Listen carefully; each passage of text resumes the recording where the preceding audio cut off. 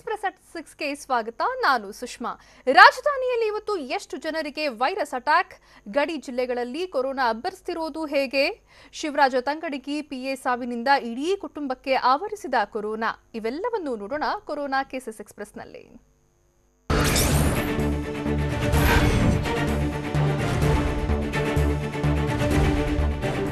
ಶಿವಮೊಗ್ಗ ಜಿಲ್ಲೆಯಲ್ಲಿ ಕೊರೋನಾ ಸೋಂಕಿನ ಅಬ್ಬರ ಹೆಚ್ಚುತ್ತಲೇ ಇದ್ದು ಇವತ್ತು ಸಹ ಸೋಂಕಿತರ ಸಂಖ್ಯೆ ಏರಿಕೆಯಾಗುವ ಸಾಧ್ಯತೆ ಇದೆ. ಜಿಲ್ಲೆಯಲ್ಲಿಂದು 210 ಜನರಿಗೆ ವೈರಸ್ ಅಟ್ಯಾಕ್ ಆಗುವ ಸಾಧ್ಯತೆ ಇದ್ದು ಶಿವಮೊಗ್ಗದಲ್ಲಿ 138, ಭದ್ರಾವತಿಯಲ್ಲಿ 33, ಶಿಕಾರಿಪುರದಲ್ಲಿ 11, ಹೊಸನಗರದಲ್ಲಿ 9, ತೀರ್ಥಹಳ್ಳಿ 4, ಸೊರಬ 3, ಸಾಗರ ಒಬ್ಬರಿಗೆ ಸೋಂಕು ವಕ್ಕರಿಸಿಕೊಂಡಿದೆ.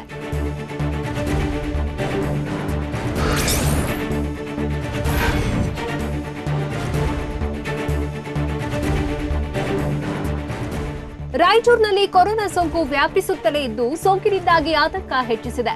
ಜಿಲ್ಲೆಯಲ್ಲಿ ಇವತ್ತು ಸಹ 202 ಜನರಿಗೆ ಕೊರೋನಾ ಪಾಸಿಟಿವ್ ಆಗಿರುವ ಸಾಧ್ಯತೆ ಇದೆ. ರಾಯಚೂರು ನಗರದಲ್ಲೇ 91 ಜನರಿಗೆ ಸೋಂಕು ಹೋಗಿದ್ರೆ ಸಿಂಧನೂರು 31, ಲಿಂಗಸ್ಗೂರ್ನಲ್ಲಿ 42, ದೇವದುರ್ಗದಲ್ಲಿ 6 ಜನರಿಗೆ ಕೊರೋನಾ ದೃಢವಾಗಿದೆ.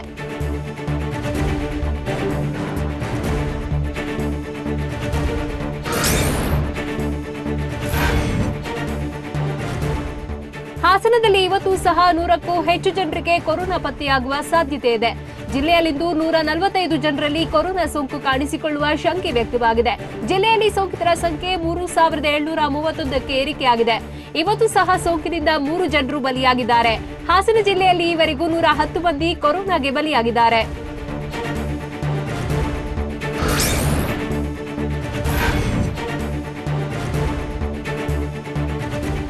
ವಿಜಯಪುರ ಜಿಲ್ಲೆಯಲ್ಲಿ ಕೊರೋನಾ ವೈರಸ್ ಅಬ್ಬರಿಸುತ್ತಲೇ ಇದ್ದು ಸೋಂಕಿತರ ಸಂಖ್ಯೆ ಇವತ್ತು ಸಹ ಶತಕ ಬಾರಿಸುವ ಸಾಧ್ಯತೆ ಇದೆ. ಜಿಲ್ಲೆಯಲ್ಲಿಂದು 124 ಜನರಿಗೆ ವೈರಸ್ ಹೊಕ್ಕಿರುವ ಸಾಧ್ಯತೆ ಇದೆ. ಜಿಲ್ಲೆಯಲ್ಲಿ ಈಗಾಗಲೇ ಸೋಂಕಿತರ ಸಂಖ್ಯೆ 4097ಕ್ಕೆ ಏರಿಕೆಯಾಗಿದ್ದು ಈವರೆಗೆ ಕೊರೋನಾದಿಂದ 43 ಜನ ಸಾವನ್ನಪ್ಪಿದ್ದಾರೆ.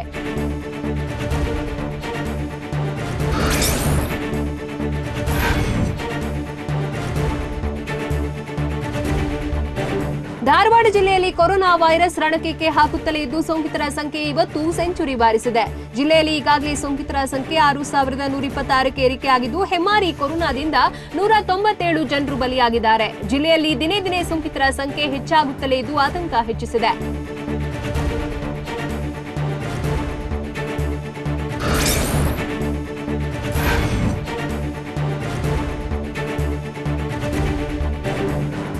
ಹಾವೇರಿ ಜಿಲ್ಲೆಯಲ್ಲಿ ಕೊರೋನಾ ಸೋಂಕು ಮತ್ತೆ ಅಟ್ಟಹಾಸ ಮೆರೆಯುತ್ತಿದ್ದು ಇಂದು 23 ಜನರಿಗೆ ವೈರಸ್ ಅಟ್ಯಾಕ್ ಆಗಿರುವ ಸಾಧ್ಯತೆ ಇದೆ.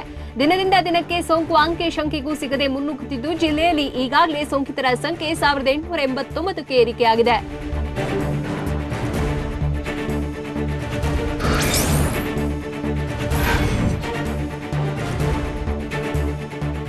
ಬಂಗಾರದ ನಾಡು ಕೋಲಾರದಲ್ಲಿ ಕೊರೋನಾ ಸೋಂಕಿನ ಅಬ್ಬರ ಹೆಚ್ಚುತ್ತಲೇ ಇದ್ದು ಇವತ್ತು ಸಹ ಸೋಂಕಿತರ ಸಂಖ್ಯೆ ಅರ್ಧಶತಕ ಬಾರಿಸುವ ಸಾಧ್ಯತೆ ಇದೆ. ಜಿಲ್ಲೆಯಲ್ಲಿಂದು 69ಕ್ಕೂ ಹೆಚ್ಚು ಜನರಿಗೆ ಸೋಂಕು ತಗುಲಿರುವ ಶಂಕೆ ವ್ಯಕ್ತವಾಗಿದೆ. ಪಟ್ಟಣಗಳಿಂದ ತಾಲೂಕು ಮಟ್ಟ ಹಾಗೂ ಹಳ್ಳಿಗಳಲ್ಲೂ ಸೋಂಕು ಹಬ್ಬಿರುವುದು ಆತಂಕಕ್ಕೆ ಕಾರಣವಾಗಿದೆ.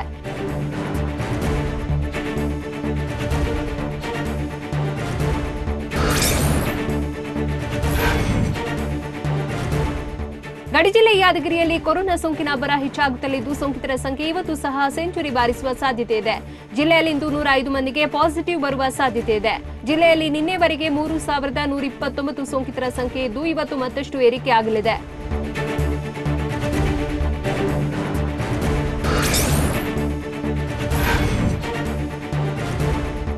ಕೊಪ್ಪಳ ಜಿಲ್ಲೆಯಲ್ಲಿ ಕೊರೋನಾ ಸೋಂಕು ಅಬ್ಬರಿಸುತ್ತಲೇ ಇದ್ದು ಸೋಂಕಿನಿಂದಾಗಿ ಜಿಲ್ಲೆಯ ಜನರು ಕಂಗೆಟ್ಟು ಹೋಗಿದ್ದಾರೆ.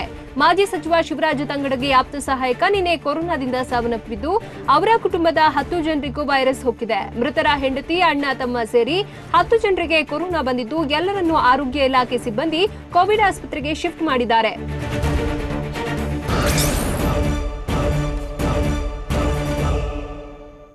ಯುವಕರ ಪಾಲಿಗೆ ಕೊರೋನಾ ಕಂಟಕ ಆಗ್ತಿರುವುದು ಹೇಗೆ? ಉಸಿರಾಟದ ಸಮಸ್ಯೆಯಿಂದ ಬಳಲುವವರ ಉಸಿರೇ ನಿಲ್ಲಿಸುತ್ತಿದೆ ವೈರಸ್. ಕೊರೋನಾ ಸೋಂಕಿತರ ಸಂಸ್ಕಾರಕ್ಕೂ ಅಡ್ಡಿಯಾಗಿದ್ದು ಯಾರು? ಇಂಥ ಇಂಟ್ರೆಸ್ಟಿಂಗ್ ವಿಚಾರಗಳನ್ನು ನೋಡೋಣ ಕೊರೋನಾ ಹಾಟ್ಸ್ಪಾಟ್ ಎಕ್ಸ್‌ಪ್ರೆಸ್‌ನಲ್ಲಿ. ರಾಜ್ಯಗಳಲ್ಲಿ ಕೊರೋನಾ ಸೋಂಕು ಹೆಚ್ಚಳವಾಗ್ತಿರುವ ಬಗ್ಗೆ 10 ರಾಜ್ಯಗಳ ಸಿಎಂಗಳ ಜೊತೆ ಪ್ರಧಾನಿ ನರೇಂದ್ರ ಮೋದಿ ಚರ್ಚೆ ನಡೆಸಿದ್ರು. ಈ ವೇಳೆ ಕರ್ನಾಟಕದಲ್ಲಿ ಕೊರೋನಾದಿಂದ ಗುಣಮುಖರಾಗುವವರ ಸಂಖ್ಯೆ ಅಧಿಕವಾಗ್ತಿದೆ ಅಂತ ವೈದ್ಯಕೀಯ ಶಿಕ್ಷಣ ಸಚಿವ ಡಾಕ್ಟರ್ ಕೆ ಸುಧಾಕರ್ ಹೇಳಿದ್ರು. ನಿತ್ಯವೂ ಕೋವಿಡ್ ಟೆಸ್ಟ್ ಹೆಚ್ಚಳ ಮಾಡಿದ್ದು ಪ್ಲಾಸ್ಮಾ ಥೆರಪಿಯನ್ನ ಯಶಸ್ವಿಯಾಗಿ ಅನುಷ್ಠಾನ ಮಾಡಿದ್ದೇವೆ ಅಂತ ವಿವರಿಸಿದ್ರು.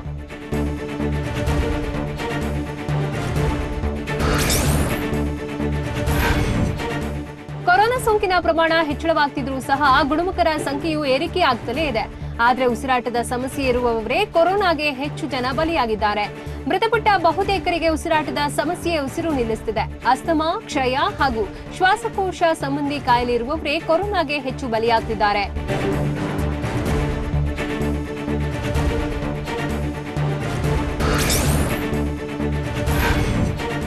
ಕೊರೋನಾ ವೈರಸ್ ವಯಸ್ಸಿನ ಅಂತರವೇ ಇಲ್ಲದೆ ಎಲ್ಲರಿಗೂ ಸಂಕಷ್ಟ ತಂದೊಡ್ಡಿದೆ. ಕಲಬುರಗಿ ಜಿಲ್ಲೆಯಲ್ಲಿ ಸೋಂಕಿತರ ಸಂಖ್ಯೆ ಏರಿಕೆಯಾಗುತ್ತಲೇ ಇದ್ದು ಯುವ ಸಮುದಾಯಕ್ಕೆ ಮುಳ್ಳಾಗ್ತಿದೆ. ಜಿಲ್ಲೆಯಲ್ಲಿ ವೃದ್ಧರು, ಮಕ್ಕಳಿಗಿಂತ ಯುವಕರೇ ಕೊರೋನಾಗೆ ಟಾರ್ಗೆಟ್ ಆಗ್ತಿದ್ದಾರೆ.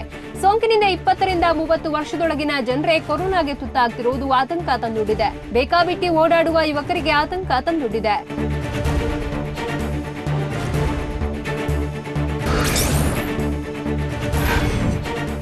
ಕೊರೋನಾ ವೈರಸ್ ಯಾರೊಬ್ಬರನ್ನು ಬಿಡದೆ ವಕ್ಕರಿಸಿಕೊಳ್ತಿದ್ದು ಆತಂಕ ತಂದೊಡ್ಡಿದೆ. ಶಂಕರಮಠ ವಾರ್ಡ್ನಲ್ಲಿ ಸೋಂಕು ಕಾಣಿಸಿಕೊಂಡ್ರೆ ಮೊದಲು ಅಖಾಡಕ್ಕೆ ಇಳಿತಿದ್ದಿದೆ ಕಾರ್ಪೊರೇಟರ್ ಎಂ ಶಿವರಾಜು. ಆದ್ರೆ ಅವರಿಗೂ ವೈರಸ್ ಹೊಕ್ಕಿದೆ. ಕಳೆದ 4 ದಿನಗಳ ಹಿಂದೆ ಅವರ ತಂದೆಗೂ ಕೋವಿಡ್-19 ಪಾಸಿಟಿವ್ ಬಂದಿದ್ದು ಇದೀಗ ಕಾರ್ಪೊರೇಟರ್ಗೂ ಸೋಂಕು ವಕ್ಕರಿಸಿದೆ.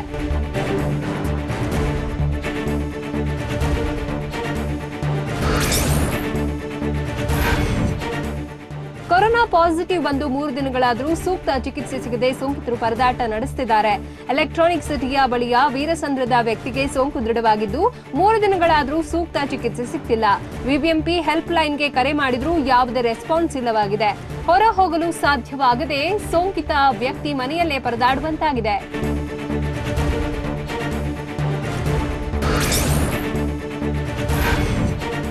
ರಾಯಚೂರಿನಲ್ಲಿ ಕೊರೋನಾ ವೈರಸ್ ಅಬ್ಬರಿಸುತ್ತಲೇ ಇದ್ದು ಸೋಂಕಿನಿಂದ ಸಾಯುವವರ ಸಂಖ್ಯೆಯು ಏರಿಕೆಯಾಗುತ್ತಲೇ ಇದೆ.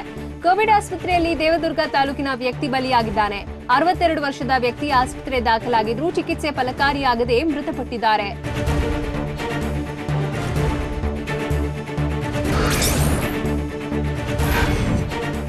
ಕೊರೋನಾದಿಂದ ಮೃತಪಟ್ಟ ವ್ಯಕ್ತಿಯ ಅಂತ್ಯ ಸಂಸ್ಕಾರಕ್ಕೆ ಅಡ್ಡಿಯುಂಟು ಮಾಡಿರುವ ಘಟನೆ ಹುಬ್ಬಳ್ಳಿಯಲ್ಲಿ ನಡೆದಿದೆ.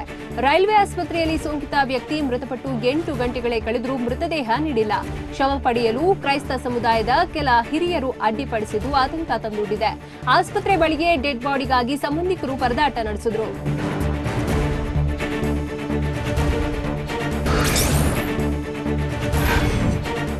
ರಾಜಧಾನಿಯಲ್ಲಿ ಕೊರೋನಾ ಸೋಂಕಿನ ಅಬ್ಬರದ ಮಧ್ಯೆಯೂ 200 ಗರ್ಭಿಣಿಯರಿಗೆ ಯಶಸ್ವಿ ಹೆರಿಗೆ ಮಾಡಲಾಗಿದೆ. ಬೆಂಗಳೂರಿನ ವಾಣಿವಿಲಾಸ ಆಸ್ಪತ್ರೆಯಲ್ಲಿ ಯಶಸ್ವಿ ಹೆರಿಗೆಯಾಗಿದ್ದು ಸೋಂಕಿತ ಗರ್ಭಿಣಿಯರ ಪಾಲಿಗೆ ಸಂಜೀವಿನಿಯಾಗಿದೆ. ಈವರೆಗೂ 200 ಸೋಂಕಿತ ಗರ್ಭಿಣಿಯರಿಗೆ ಯಶಸ್ವಿ ಹೆರಿಗೆ ಮಾಡಲಾಗಿದ್ದು ವಾಣಿವಿಲಾಸ ಆಸ್ಪತ್ರೆಯ ವೈದ್ಯರ ಕಾರ್ಯಕ್ಕೆ ಮೆಚ್ಚುಗೆ ವ್ಯಕ್ತಪಡಿಸಿದ್ದಾರೆ.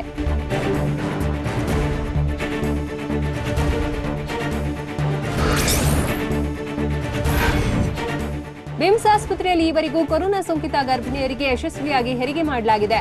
ಸುಮಾರು 70 ಜನ ಸೋಂಕಿತ ಗರ್ಭಿಣಿಯರಲ್ಲಿ 34 ಸಿಸೇರಿಯನ್ ಮತ್ತು 36 ಗರ್ಭಿಣಿಯರಿಗೆ ನಾರ್ಮಲ್ ಡೆಲಿವರಿ ಮಾಡಲಾಗಿದೆ. ಮುಂಜಾಗ್ರತೆ ವಹಿಸಿ ಹೆರಿಗೆ ಮಾಡಿಸಲಾಗಿದ್ದು ಎಲ್ಲರೂ ಆರೋಗ್ಯದಿಂದ ಇದ್ದಾರೆ ಅಂತ ನಿರ್ದೇಶಕ ಡಾಕ್ಟರ್ ವಿನಯ್ ಮೆಚ್ಚುಗೆ ವ್ಯಕ್ತಪಡಿಸಿದ್ದಾರೆ.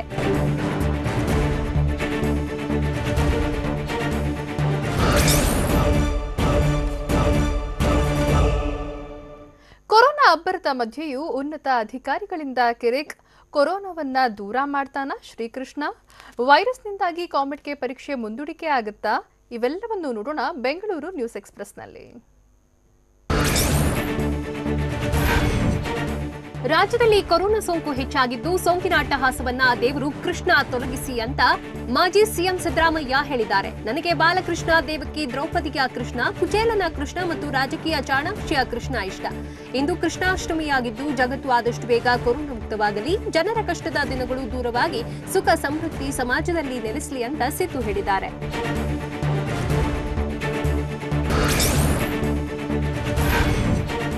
ಬೆಂಗಳೂರಿನಲ್ಲಿ ಕೊರೋನಾ ಅಬ್ಬರಿಸುತ್ತಿದ್ದರೂ ಸಹ ಕೆಲ ಅಧಿಕಾರಿಗಳ ಆಟಾಟೋಪ ಮಾತ್ರ ಇನ್ನೂ ನಿಂತೇ ಇಲ್ಲ. ಕೋವಿಡ್ ಕೇರ್ ಸೆಂಟರ್ನಲ್ಲಿ ಐಎಎಸ್ ಹಾಗೂ ಕೆಎಸ್ ಅಧಿಕಾರಿಗಳ ನಡುವೆ ವಾರ್ ನಡೆದಿದೆ. ಟಾಸ್ಕ್ ಫೋರ್ಸ್ ಮುಖ್ಯಸ್ಥ ರಾಜೇಂದ್ರ ಕುಮಾರ್ ಕಟಾರಿಯಾ ವಿರುದ್ಧ ಕೋವಿಡ್ ಕೇರ್ ಸೆಂಟರ್ 7 ಪ್ರೊಬೇಷನರಿ ತಹಶೀಲ್ದಾರ್ಗಳು ಆಯುಕ್ತರಿಗೆ ದೂರು ನೀಡಿದ್ದಾರೆ.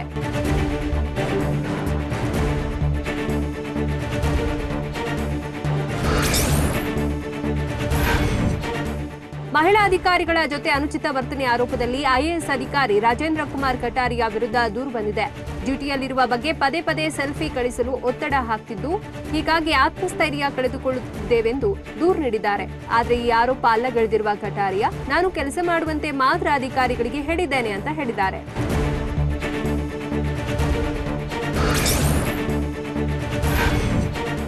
ಕೊರೋನಾ ಲಾಕ್ಡೌನ್ ಅವಧಿ ಕೆಲಸ ಕಳೆದುಕೊಂಡವರು ಹಣ ಸಂಪಾದನೆಗೆ ಕಳ್ಳದಾರಿ ಹಿಡಿದಿದ್ದಾರೆ. ಮಹಿಳೆಯ ಭಾವಚಿತ್ರ ಉಪಯೋಗಿಸಿಕೊಂಡು ವಾಟ್ಸ್ಆಪ್ನಲ್ಲಿ ವಂಚಿಸುತ್ತಿದ್ದ ಆರೋಪಿಯನ್ನ ಪೊಲೀಸರು ವಶಕ್ಕೆ ಪಡೆದಿದ್ದಾರೆ. ಲಾಕ್ಡೌನ್ ವೇಳೆ ಕೆಲಸ ಕಳೆದುಕೊಂಡಿದ್ದ ಪಶ್ಚಿಮ ಬಂಗಾಳ ಡಾರ್ಜಿಲಿಂಗ್ ಮೂಲದ ಸಮೀರ್ ಕುಮಾರ್ನನ್ನ ವಶಕ್ಕೆ ಪಡೆಯಲಾಗಿದೆ.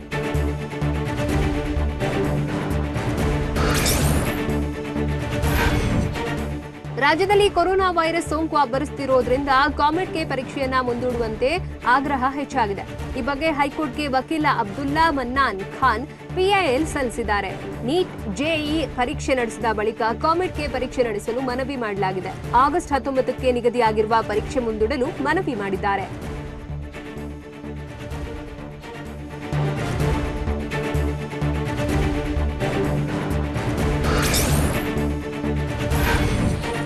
ಕೊರೋನಾ ಸೋಂಕಿತರಿಗೆ ಚಿಕಿತ್ಸೆ ನೀಡುವ ಸಲುವಾಗಿ ಬೆಂಗಳೂರು ಗ್ರಾಮಾಂತರ ಮಾದಾವರದಲ್ಲಿ ಕೋವಿಡ್ ಕೇರ್ ಸೆಂಟರ್ ತೆರೆಯಲಾಗಿದೆ.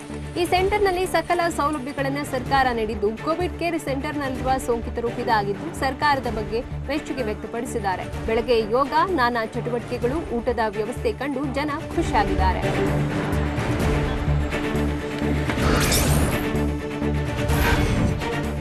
ಪೊಲೀಸ್ ಸ್ಟೇಷನ್ಗಳು ಓಪನ್ ಅಂದ್ರೆ ಅಪರಾಧ ಪ್ರಕರಣಗಳು ಕಡಿಮೆ ಆಗುವುದಕ್ಕಿಂತ ಹೆಚ್ಚಾಗಿ ದೂರುಗಳೇ ಹೆಚ್ಚು ದಾಖಲಾಗ್ತಿವೆ. ಆದರೆ ಸ್ಟೇಷನ್ ಓಪನ್ ಆಗಿ 7 ವರ್ಷಗಳಾದರೂ ಭದ್ರತಾ ಪೊಲೀಸ್ ಸ್ಟೇಷನ್ನಲ್ಲಿ ಮೊದಲ ಕೇಸ್ ದಾಖಲಾಗಿದ್ದು ಇತಿಹಾಸ ಸೃಷ್ಟಿಸಿದೆ. ಭಾಸ್ಕರ್ ರಾವ್ ಆಂತರಿಕ ಭದ್ರತಾ ಪಡೆಯ ಉಸ್ತುವಾರಿ ವಹಿಸಿಕೊಳ್ಳುತ್ತಿದ್ದಂತೆ ಮೊದಲ ಕೇಸ್ ದಾಖಲಾಗಿದೆ.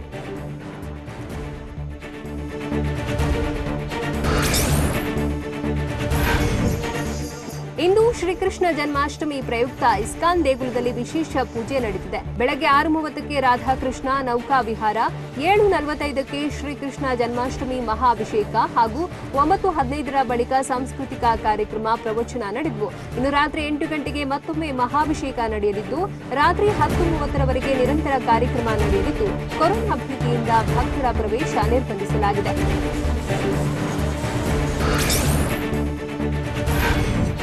ಕೊರೋನಾ ಪರ ಶ್ರೀಕೃಷ್ಣ ಜನ್ಮಾಷ್ಟಮಿಗೂ ಕುತ್ತು ತಂದೊಡ್ಡಿದೆ.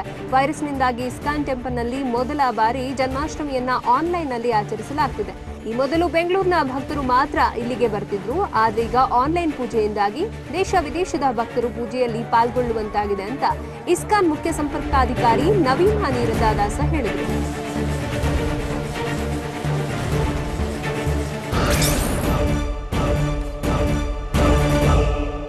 ಮಳೆಯಿಂದಾಗಿ ಗುಡ್ಡ ಕುಸಿದು ಕೊಚ್ಚಿ ಹೋಗಿದ್ದ ಅರ್ಚಕರ ಮೃತದೇಹ 6 ದಿನಗಳ ಬಳಿಕ ಸಿಕ್ಕಿದ್ದು ಎಲ್ಲಿ? ನಾರಾಯಣ ಆಚಾರ್ಯ ಅವರ ಸಂಪತ್ತು ಎಷ್ಟು ಗೊತ್ತಾ? ಪ್ರವಾಹದ ಮಧ್ಯೆಯೂ ಹೇಗಿದೆ ಮಲೆನಾಡ ಜನಜೀವನ? ಇಂಥ ಕೌತುಕದ ಸುದ್ದಿಯನ್ನ ನೋಡೋಣ ಸ್ಟೇಟ್ ನ್ಯೂಸ್ ಎಕ್ಸ್‌ಪ್ರೆಸ್‌ನಲ್ಲಿ.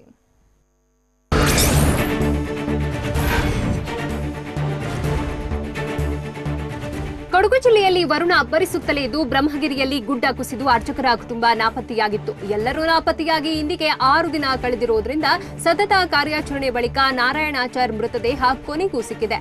ಮಣ್ಣು ಬಿದ್ದು ಕಂದಕದಲ್ಲಿ ನಾರಾಯಣಾಚಾರ್ ಮೃತದೇಹ ಸಿಲುಕಿಕೊಂಡಿತ್ತು.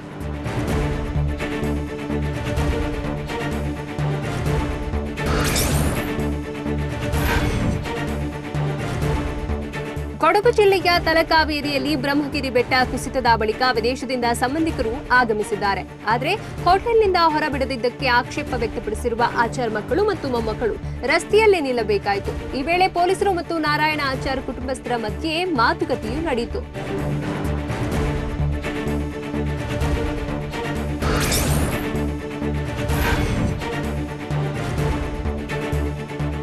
ಕೊಡಗಿನ ಬ್ರಹ್ಮಗಿರಿ ಬೆಟ್ಟ ಕುಸಿತದಿಂದ ಅರ್ಚಕ ನಾರಾಯಣ ಆಚಾರ್ ಕುಟುಂಬ ನಾಪತ್ತೆಯಾಗಿದೆ. ಇನ್ನು ನಾಪತ್ತೆಯಾದ ಆಚಾರ್ ಮನೆಯಲ್ಲಿ 30 ಕ್ವಿಂಟಾಲ್ ಕಾಳುಮೆಣಸು, 7 ಕ್ವಿಂಟಾಲ್ ಏಲಕ್ಕಿ, ಸುಮಾರು 50 ಬಾಟಲಿ ಜೇನು, 1 ಡಸ್ಟರ್ ಅಂಬಾಸಿಡರ್ ಕಾರು, 30ಕ್ಕೂ ಹಸುಗಳನ್ನು ಹೊಂದಿದ್ರಂತೆ. ಕೊಡಗಿನ ಸುತ್ತಮುತ್ತ 100 ಎಕರೆ ಕಾಫಿ ತೋಟ ಹೊಂದಿರೋದು ಬಯಲಾಗಿದೆ.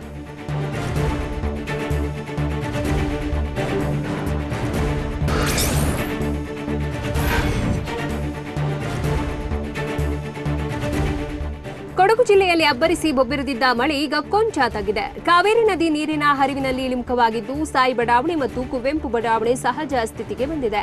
ಮಳೆ ಕಡಿಮೆ ಆದರೂ ಸಹ ಜನ ಮಾತ್ರ ಮನೆಗಳತ್ತ ಸುಳಿಯುತ್ತಿಲ್ಲ. ಮಳೆ ಕಡಿಮೆ ಆಗಿದ್ದರಿಂದಾಗಿ ಪ್ರವಾಹದ ಪರಿಸ್ಥಿತಿ ತಗ್ಗಿದ್ದು ಜನ ಕೊಂಚ ನಿಟ್ಟುಸಿರು ಬಿಡುವಂತಾಗಿದೆ.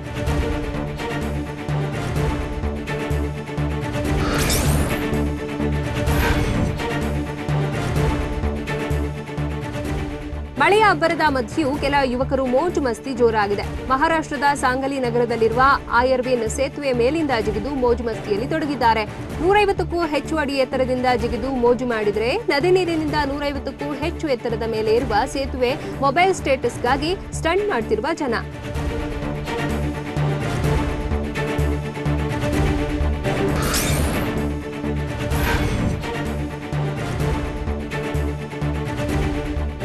ಮಳೆಯ ಅಬ್ಬರ ಮಧ್ಯೆ ಮಡಿಕೇರಿಯಲ್ಲಿ ಗುಡ್ಡ ಕುಸಿಯೋದು ಮಾತ್ರ ಇನ್ನೂ ನಿಂತಿಲ್ಲ. ಮೊನ್ನೆ ಸುರಿದ ಮಳೆಯಿಂದಾಗಿ ಮಂಗಳದೇವಿ ನಗರದಲ್ಲಿರುವ ಬೆಟ್ಟ ಕುಸಿದಿದ್ದು ಮನೆ ಮೇಲೆ ಬಿದ್ದಿದೆ. ಮನೆಯಲ್ಲಿ ಜನ ಇರುವಾಗಲೇ ಕುಸಿದಿದ್ದು ಜಿಲ್ಲಾಡಳಿತ ಈವರೆಗೂ ಯಾವುದೇ ಕ್ರಮ ಕೈಗೊಂಡಿಲ್ಲ ಅಂತ ನಿವಾಸಿಗಳು ಆಕ್ರೋಶ ವ್ಯಕ್ತಪಡಿಸಿದ್ದಾರೆ.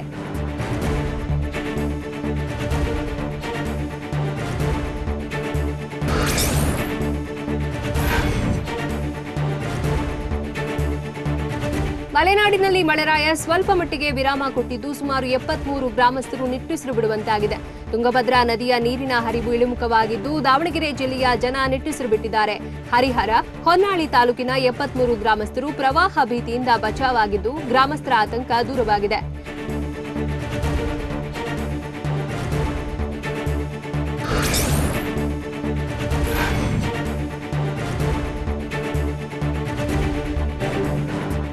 ಮಂಡ್ಯದಲ್ಲಿ ಅಭಿವೃದ್ಧಿ ವಿಚಾರ ಕೆಲವರಿಗೆ ಬೇಡವಾಗಿದೆ ಅಂತ ಸಂಸದೆ ಸುಮಲತಾ ಅಂಬರೀಶ್ ಕಿಡಿಕಾರಿದ್ದಾರೆ.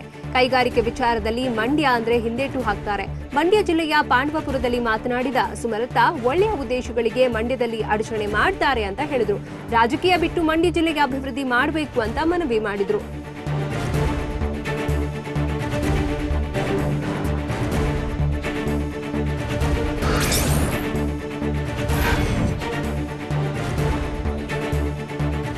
ಅತಿಥಿ ಉಪನ್ಯಾಸಕರನ್ನ ಖಾಯಂಗೊಳಿಸಬೇಕು ಹಾಗೂ ಸೇವಾ ಭದ್ರತೆ ಕೊಡಬೇಕು ಎಂದು ಆಗ್ರಹಿಸಿ ಮಳೆಯ ನಡುವೆಯೂ ಅತಿಥಿ ಉಪನ್ಯಾಸಕರು ಪ್ರತಿಭಟನೆ ನಡೆಸಿದ್ದಾರೆ. ಸರ್ಕಾರಿ ಪದವಿ ಕಾಲೇಜುಗಳ ಅತಿಥಿ ಉಪನ್ಯಾಸಕರ ರಾಜ್ಯ ಸಮಿತಿಯಿಂದ ಧರಣಿ ನಡೆಸಿದ್ದು ಹರಿಯಾಣ ಮಾದರಿಯಲ್ಲಿ ಸೇವಾ ಭದ್ರತೆ ನೀಡಬೇಕು, ಲಾಕ್ಡೌನ್ ಅವಧಿಯನ್ನ ಸೇವಾ ಅವಧಿ ಎಂದು ಪರಿಗಣಿಸಬೇಕು ಅಂತ ಆಗ್ರಹಿಸಿದ್ರು.